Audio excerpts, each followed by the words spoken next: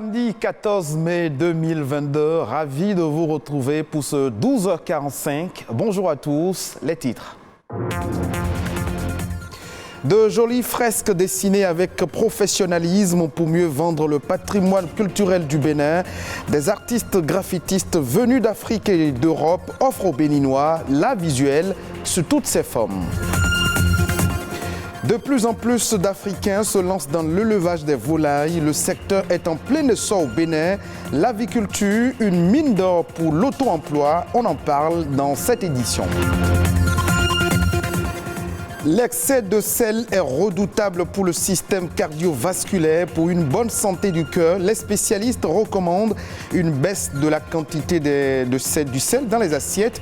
Un cardiologue nous édifie un peu plus.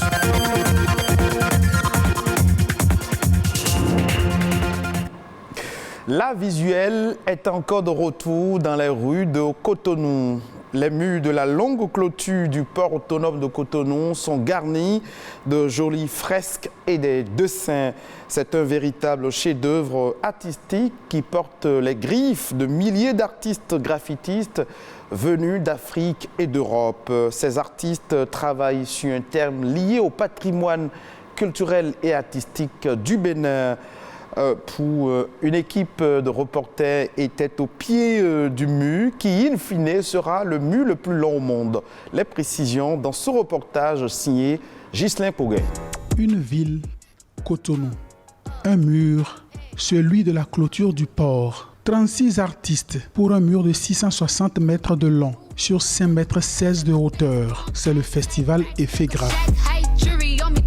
Effet Graphe, c'est un festival d'art urbain qui se déploie dans les localités du Bénin depuis 2013. Le Bénin nouveau, c'est le thème de cette 8e édition. Les artistes sont invités à peindre leur vision du Bénin du futur. Cette fresque-là, moi je l'ai appelée l'or blanc et elle parle du coton béninois. Une ressource n'est jamais mieux valorisée que si elle est transformée sur place.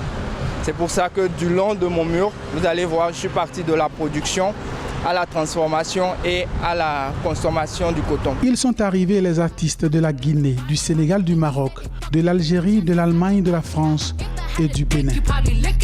L'objectif, en fait, c'est de sortir l'art contemporain sous la forme du graffiti, de le sortir d'enceintes fermées et de le porter au vu de tout un chacun. Et en même temps, c'est de prolonger un peu ce qui se passe à la présidence, montrer qu'à partir de maintenant, il y aura un peu partout des démonstrations de la visibilité au niveau de l'art contemporain. Les organisateurs ont monté le festival Effet Graphe avec un souci de durabilité. Le choix du matériel, le choix des peintures, le choix des vernis, nous avons veillé à ce que ce soit ce qui se fait le mieux au monde.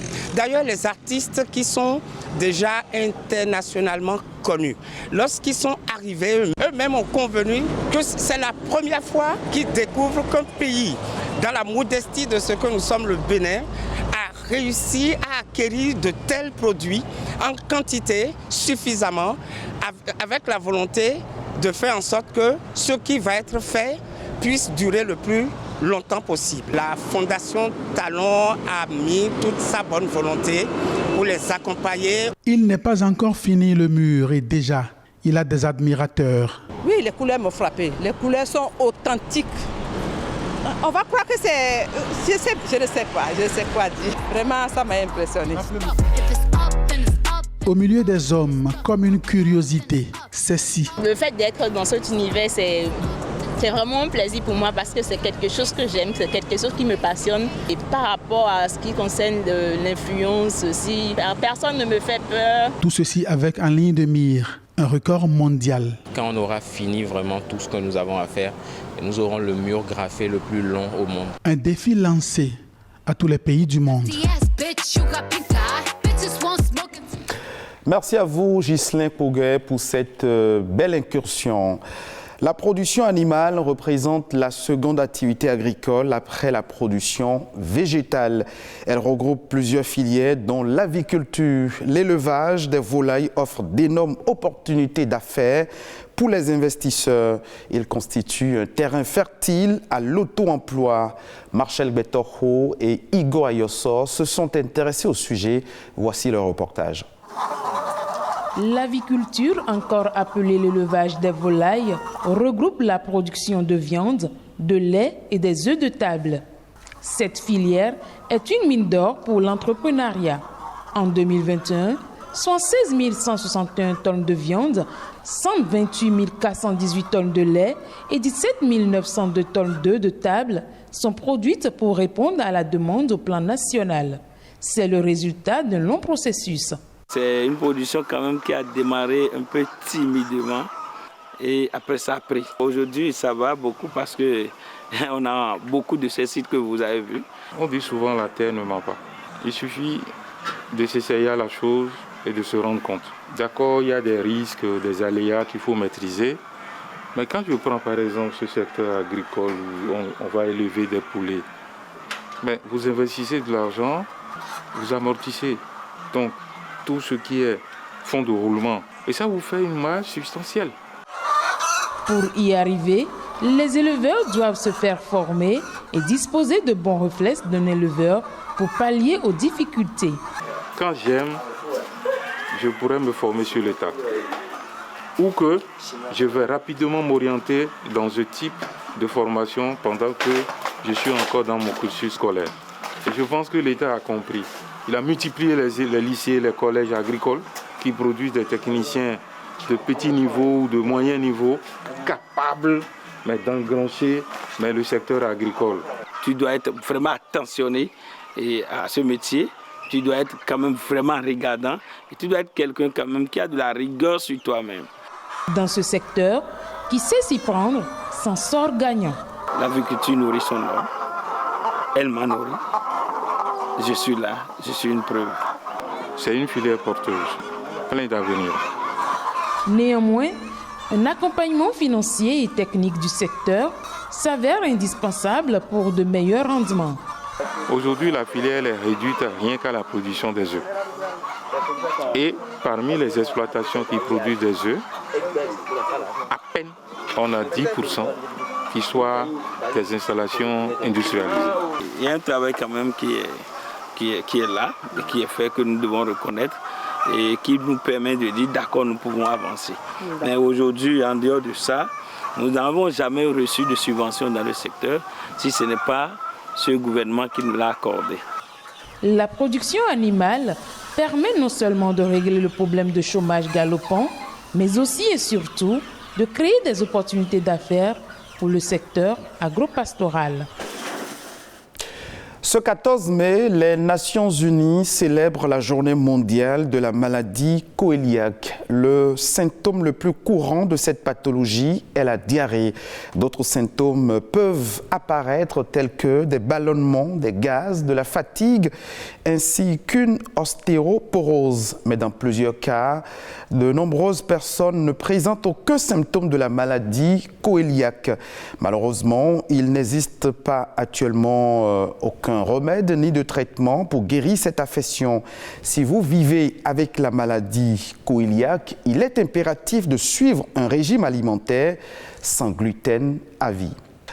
Savez-vous que la consommation excessive de sel peut avoir plusieurs conséquences sur la santé, notamment le cœur? À petite dose, le sel est indispensable au corps humain, mais une consommation excessive favorise l'hypertension artérielle. Cette dernière est même à l'origine de plusieurs maladies cardiovasculaires et peut aussi causer la rétention d'eau. Latif Moussé, il est cardiologue, il nous prodigue ici quelques conseils pour maintenir notre cœur en bonne santé.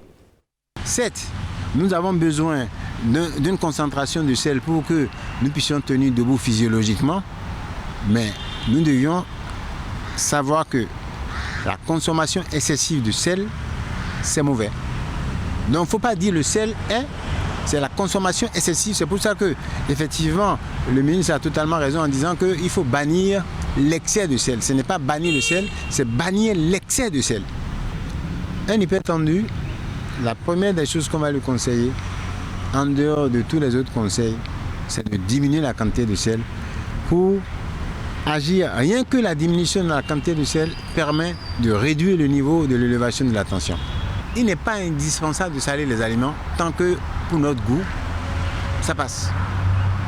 C'est pour ça que l'alimentation, mieux vaut ne pas du tout le saler en cours de cuisson et le saler à table un tout petit peu. Et on est parti, c'est soi-même qui sale son aliment. Ça permet de savoir que oui, je vais saler mon aliment, je mets une petite quantité dedans.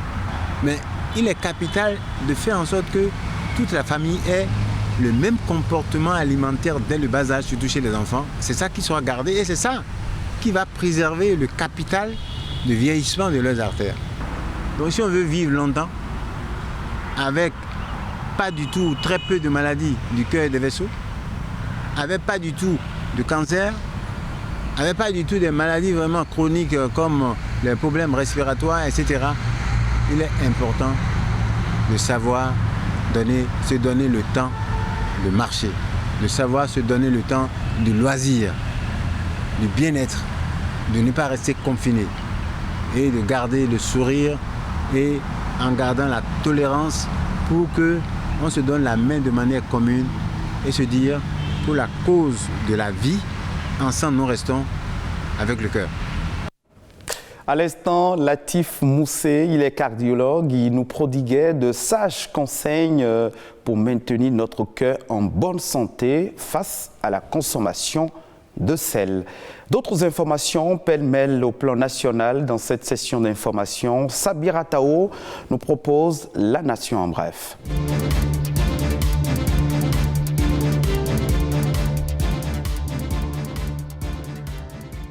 Les ministres du gouvernement sont en tournée d'explication sur la cherté de la vie et les mesures prises par le gouvernement depuis jeudi dans tous les départements. Une tournée d'explication sur la cherté des produits de grande consommation. La stratégie des émissaires du gouvernement consiste à expliquer les réelles causes de la crise économique qui secoue le monde entier et le Bénin aux populations avant de leur faire part des mesures d'atténuation prises par le gouvernement. Entre autres causes, ont-ils souligné, la crise liée à la pandémie de la COVID-19, le conflit qui met actuellement aux prises la Russie et l'Ukraine, sans oublier les actes terroristes et d'insécurité qui agitent la plupart des pays de la sous-région ouest-africaine. Face à cette situation, ont indiqué les ministres, le gouvernement n'a pas manqué de prendre des mesures d'allègement pour soulager les populations. L'Agence territoriale du développement local ATDA d'Abomey-Calavi a accueilli ce jeudi le salon agricole et financier, une initiative de AgriBiz Booster qui se propose de faciliter la création d'un espace dynamique de promotion de l'agrobusiness. Ce salon est un rendez-vous d'opportunité pour les acteurs de se faire connaître, de nouer des partenariats pouvant les aider à atteindre leurs objectifs et surtout de communiquer autour de leurs résultats. Le thème de cette année, développement et financement des chaînes de valeur agricole, outils et leçons, contribuera à inciter les institutions financières à investir dans la promotion agricole. 200 millions de personnes menacées par la famine dans 53 pays territoires. C'est le résultat du 6e rapport mondial sur les crises alimentaires. La situation déjà critique en 2021 devrait s'aggraver cette année, à en croire le réseau mondial contre les crises alimentaires. Dans 41 pays des 53 pays territoires inclus dans ce rapport, entre 179 millions et 181 millions de personnes devraient déjà être en crise ou dans une pire situation en 2022. Le dit rapport met en évidence la fragilité des systèmes alimentaires mondiaux et locaux, soumis à une pression croissante en raison de la fréquence de la gravité accrue des phénomènes météorologiques extrêmes, de la COVID-19, de l'augmentation des conflits, notamment la guerre en Ukraine, de l'insécurité et de la hausse des prix mondiaux des denrées alimentaires.